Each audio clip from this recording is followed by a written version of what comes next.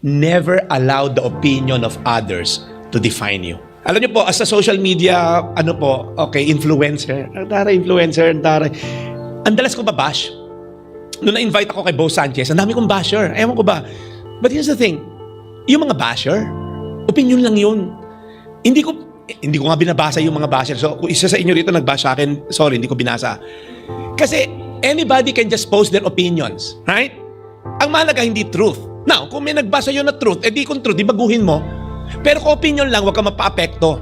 Dahil opinion lang nila yun. Everyone can just, throw any opinion. But never allow the opinion of others define who you are. You should know who you are. Anak ka ng Diyos. Amen? So sabi rito, do not fear. Huwag ka matakot. Bakit? I have redeemed you. Guys, this is not a suggestion. Hindi sinabi ni Jesus na, try mo naman, huwag matakot. Hindi.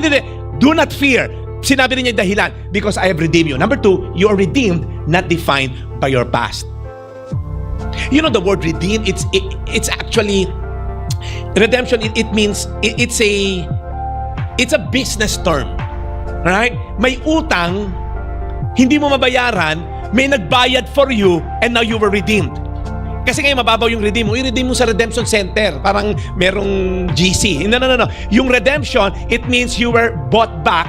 You were rescued at a cost. You're delivered from bondage. When someone redeemed, magastos, may cost. So ikaw na parang feeling mo, I was bought for free. No. You were bought at a high cost. Pag tinignan niyo po yung kwento ng Israel, tinignan niyo lang to gagawa sila ng wickedness, right? Madi-destroy sila and oppress, magre-repent sila, magpapadala si God ng deliverer sa Book of Judges, and then babalik sila kay Lord, magkakaroon ng peace and prosperity.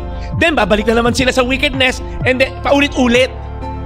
Kaya pag tinignan mo yung buhay natin. Pag meron kang wickedness, kasunod yan, ito, mambabae ka, manlalaki ka, magsugal ka ng online gambling dyan sa scatter na yan, na naubos na ang barya mo, barya-barya, naubos na ang pera mo. Susunod niya, sisirain niya pamilya mo. Susunod niya, mag-repent ka, i-deliver ka ni Lord, and then magsusunod ka kay Lord. And parang paulit-ulit. So, let me tell you something. You are not your worst mistake. You are someone God paid for. You were bought at a price.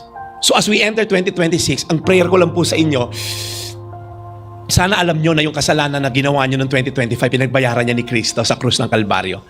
At hindi to something na paulit-ulit mong gagawin and you have a license to just commit sin over and over again. Merong isang bata sa Laguna, Tisoy, Laguna, Tisoy. Yung sa Paete, taga Paete yan, anakan lang ng GI yung nanay niya.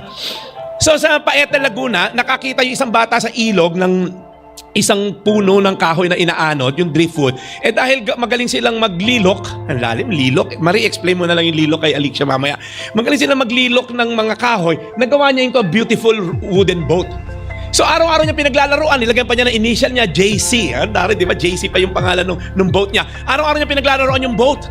And then one time, nung pinaglalaroan niya, katabi pa niya matulog yung sa gabi, nililinis niya. One time, ang lakas ng alon, inanod, ang bilis ng current, hinabol niya hanggang, umiiyak na siya kasi papalit yung boat niya.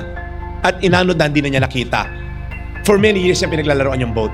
2 years, 3 years. And then, a month after, nagpunta sila sa palengke ng nanay niya, nando sa garage sale. Sabi niya, ito yung boat ko. Kukunin na niya. Manong akin to? Ay sabi niya, hindi, napulot ko na to. For sale yan, dahil ang ganda ng pagkakagawa. 60,000 yan. 60,000 yung boat. Ang ganda ng pagkakagawa Collectors na yan, parang Kaknyo dating yan.